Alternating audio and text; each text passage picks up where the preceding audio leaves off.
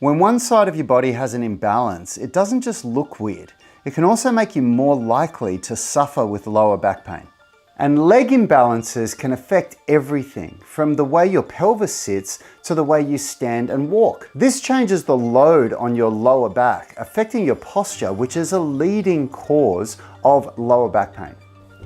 In this series for the Lower Back Pain Blueprint, we're talking about 3 key concepts. In episode 1, we spoke about the importance of not stopping training because motion is lotion for your lower back.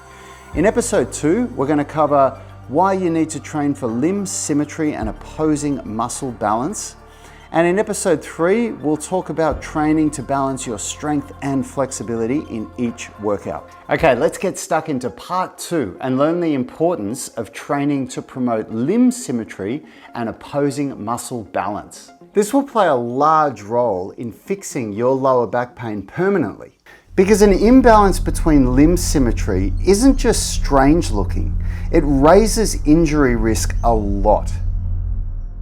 So your training should promote limb symmetry, and the best way to do that is to use unilateral movements instead of bilateral movements.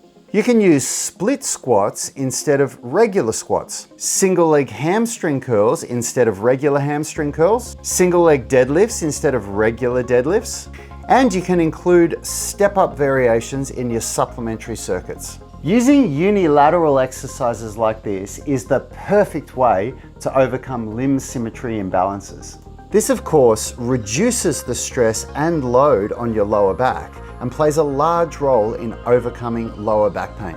Besides limb symmetry, balance between opposing muscles in the legs, hips, and trunk is critical. For example, you should be able to brace your abs, core, and lower back equally. A program split that trains opposing muscles in the same workout will achieve this. For example, abs and lower back.